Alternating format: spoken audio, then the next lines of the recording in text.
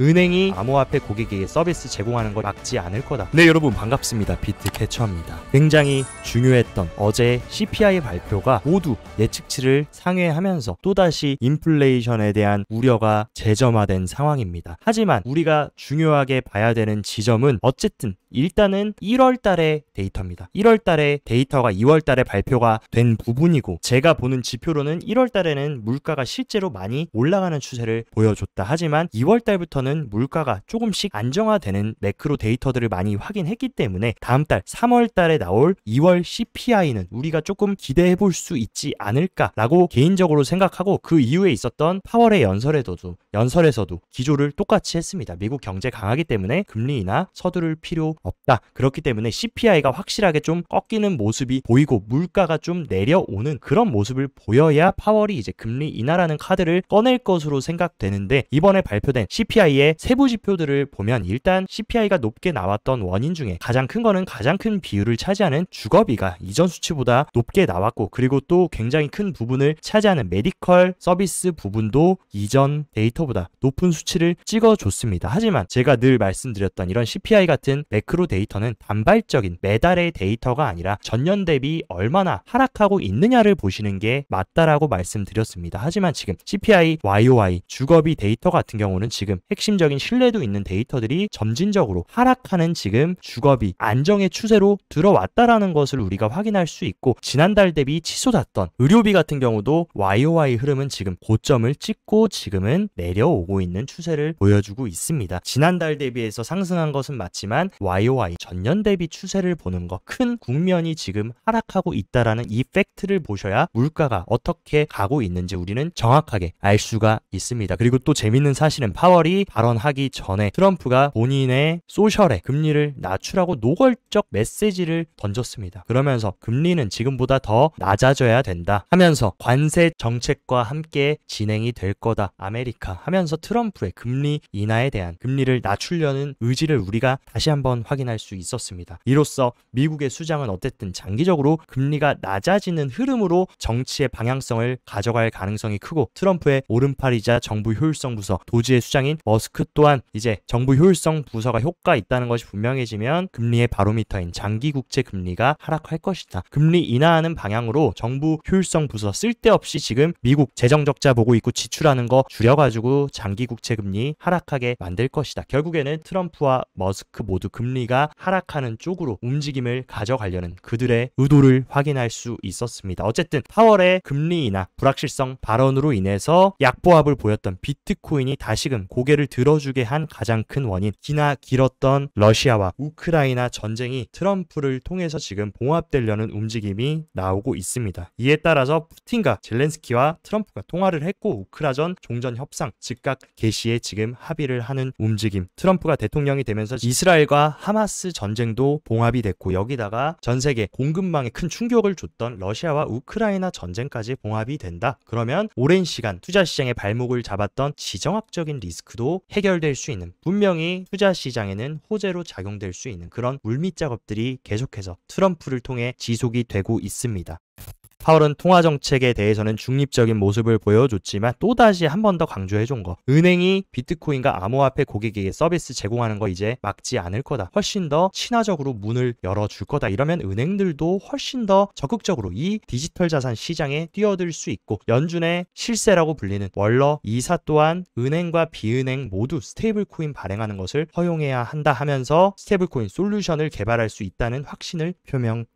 연준도 지금 180도 스탠스가 변화하고 있다라는 이 중요한 핵심을 여러분들은 2025년 사이클에서 느끼셔야 됩니다. 그리고 트럼프가 차기 통화감독청 청장으로 전 채굴기업인 비트퓨리의 임원을 지명했다. 통화감독청 청장의 채굴기업의 임원을 지명했다는 거, 이 부분도 굉장히 아이러니한 상황이라고 생각이 되고, 가상자산 규제와 관련된 주요 기관들의 차기 책임자 명단이 모두 친암호화폐 인사라는 것이 우리가 우리가 중요하게 봐야 되는 부분이라고 생각합니다. 그리고 이번 트럼프 정부의 신임 정보수장이 공식 취임됐는데 이 국가정보국 국장 또한 친가상자산 인사인 툴시 게버드가 임명이 됐습니다. 그리고 실제로 이 여자는 과거부터 어떤 얘기를 해줬습니까? 미국이 자체적으로 전략적 비트코인 비축량을 보유하는 것은 가치가 있다라고 말했을 정도로 비트코인에 매우 진심인 사람이다. 하나씩 지금 트럼프 정부 주요 요직의 우두머리 헤드들이 다 비트코인의 친화적인 인물이라는 거, 어떻게 2025년에 규제 환경이 변할지 너무나 명확한 상황입니다. 그리고 최근 CFTC 위원장으로 임명된 브라이언 핀텐즈 같은 경우도 직접 본인이 트위터에 글을 남겼습니다. 지난 행정부 위원으로 일했던 CFTC 위원회의 차기 위원장으로 트럼프 대통령 지명을 받게 돼서 큰 영광으로 생각한다. 근데 여기에 콕 집어 말한 게 있습니다. 미국이 블록체인 기술과 혁신 분야에서 세계를 선도할 수 있도록 잘 준비되어 있다. 적극적으로 블록체인 산업 확장시키는 것 CFTC가 돕겠다라는 의사를 분명히 해줬고, 또 지금 한간에 나오고 있는 소식은 그동안 암호화폐 시장의 규제 기관 발목을 잡았던 SEC와 CFTC가 모두 지금 합작해가지고 가상자산 규제 협력 방안을 논의하겠다 하면서 공동 자문위원회를 복원할 가능성에 대해서도 얘기가 나오고 있습니다. 규제 강화에 중요한 의미를 가질 것이고, 이 규제 강화는 친화적인 규제 강화로 이루어질 그런 큰 계획들을 수면 아래에서 계속 세우고 있다. 그리고 뉴욕주에서는 암호화폐와 블록체인 연구 태스크포스 설립을 지금 골자로 하는 법안까지 발의됐다. 미국 주정부 차원에서 그리고 미국의 주 차원에서 암호화폐에 대한 태스크포스를 설립한다. 그것도 미국의 금융허브인 뉴욕에서 지금 분위기가 바뀌고 있습니다. 미국의 그리고 애리조나, 유타, 오클라호마는 비트코인 비축법안 본회의 표결도 임박하고, 이들이 비트코인 주정부 차원의 비축금 전략으로 채택하는 것도 이제 점점 빠르게 다가오고 있는 상황입니다. 그에 따라서 바네프의 디지털 자산 헤드 책임자인 매튜 시겔은 20주에서 발의된 비트코인 준비금 법안을 분석했다. 만약에 법안이 승인되고 제정이 된다라고 하면 230억 달러, 어마어마한 자금이고 무려 24만 7천 개의 비트코인 구매를 촉진할 수 있다. 실제 이 금액은 여기서 끝나는 게 아니라 연기금 할당, 이 부분은 제외시킨 부분입니다. 실제로 여기서 입법자들이 법안을 추진하면 더 늘어날 것이고, 연기금까지 할당한다라고 하면 이것보다 훨씬 큰 수요가 작용이 될 수 있는 어마어마한 메가톤급 수요가 지금 수면 아래에서 도사리고 있다라는 팩트를 보셔야 됩니다. 그리고 일본의 스트래티지라고 불리는 메타플래닛은 추가 비트코인 매집을 위해서 0% 무담보 무보증 보통주 채권을 발행해서 40억엔이라는 어마어마한 자금을 조달 완료했습니다. 이제 조만간 또 소식이 들릴 겁니다. 메타플래닛이 어마어마한 비트코인을 매집했다라는 소식. 계속해서 대형 기업들은 너도 나도 자금 조달해서 비트코인 하나라도 더 매집하려는 움직임을 가져가고 있습니다. 그리고 지속적으로 비트코인의 회의적인 입장을 표면적으로 보였던 JP모건 또한 말과는 다르게 지난 4분기에 100만 달러 상당의 가상자산 현물 ETF를 추가 매집했습니다. 이는 전분기 대비 69%나 증가한 수치로 앞에서는 비난하고 뒤에서는 축적하고 있었다라는 이 팩트를 보셔야 되고, 그리고 캐나다 국립은행 또한 200만 달러 규모의 비트코인 ETF를 매입했다라는 소식까지 들리고 있는 상황입니다. 그리고 스위스의 1위 증권거래소인 식스 증권거래소 또한 암호화폐와 전통자산을 위한 디지털 담보 서비스를 출시했고, 스위스는 또한 유럽의 금융허브다. 이런 유럽 금융허브의 1위 증권사가 암호화폐를 취급한다. 더 많은 기관들이 암호화폐를 채택할 수 있는 촉진대가 될 수 있습니다. 그리고 식스는 유럽 최대 규모의 3자 대리점 중 하나를 운영하고 있는 만큼 유럽의 수요까지 만들어낼 수 있는 식스의 지금 디지털 자산 커스터디 서비스 소식도 중요하게 봐야 됩니다. 현재 지금 미국의 스테이블 코인 친화적인 정책에 따라 바레인 중앙은행도 스테이블 코인 발행 규정 준비를 하고 있고 곧 발표를 하겠다 하면서 전 세계 핵심 중앙은행들도 하나 둘씩 스테이블 코인을 채택하고 발행하려는 이런 큰 움직임, 그리고 전 세계가 스테이블 코인 채택한다. 당연히 스테이블 코인은 암호화폐 구매 목적이 가장 큰 디지털 달러입니다. 이것이 확장되고 성장한다. 이 시장도 커지는 것은 너무나 지당한 말이다. 그리고 현재 코인베이스가 2022년 이후로 중단됐던 인도 시장의 재진입을 추진하려고 합니다. 그리고 인도는 지금 전 세계에서 인도 인구가 가장 많은 국가입니다. 여기에 미국의 1위 거래소인 코인베이스가 진출을 한다라고 하면 어마어마한 대중 채택, 인도 개인들이 시장에 들어올 수 있는 그 중요한 창구를 열 수가 있고, 현재 지금 재진입을 위해서 인도 금융정보국과도 지금 논의를 하고 있다. 커다란 대중 채택의 물결이 서서히 진입하고 있다라는 이 부분도 여러분들이 체크를 하셔야 됩니다. 그리고 코인베이스는 또한 선물 시장에 솔라나와 헤데라, 이 두 개의 또 공통점 뭡니까? 미국발 출시할 코인이라는 거, 이것을 출시할 계획이고 비트코인 선물보다는 30% 낮은 포지션 한도로 유동성을 높이고 기간 트레이더를 유치하기 위해 현금 결제 계약을 제공하겠다. 지금 CFTC 승인 기다리고 있고, CFTC 어떻습니까? 암호화폐에 완전히 친화적인 사람이 헤드가 됐다. 계속해서 지금 가격은 지지부진하고 변동폭을 보이면서 투자자들을 불안하게 하고 있지만 수면 아래에서는 엄청난 변화들이 계속해서 도사리고 있다라는 이 팩트를 보셔야 됩니다. 그리고 또한 프랭클린 템플턴은 본인들의 토크나 펀드인 벤지를 이번에 솔라나 네트워크를 추가 채택하면서 개방형 인프라를 통해 전 세계적으로 채택을 장려하고 있다 하면서 이런 미국의 핵심 전통 기관들까지 레이어 1에서는 솔라나를 채택하려는 움직임, 그렇기 때문에 미국이 얼마나 솔라나의 진심이고 미국 기관들이 레이어 1의 대장으로 자기들의 미국발 레이어 1 솔라나를 밀어주려고 하는지 우리는 눈치를 채야 됩니다. 그리고 스카이 브리지 캐피털의 CEO 앤서니 스카라무치 또한 솔라나가 주식 채권 토크나에 매우 유리하다라면서 이런 식으로 솔라나를 계속 미국의 핵심적인 인물들과 크립토 시장 플레이어들이 밀어주고 있는, 미국의 큰 그림을 실현하기에 레이어 1은 솔라나가 가장 적합하다라는 얘기들이 계속해서 나오고 있는 상황입니다.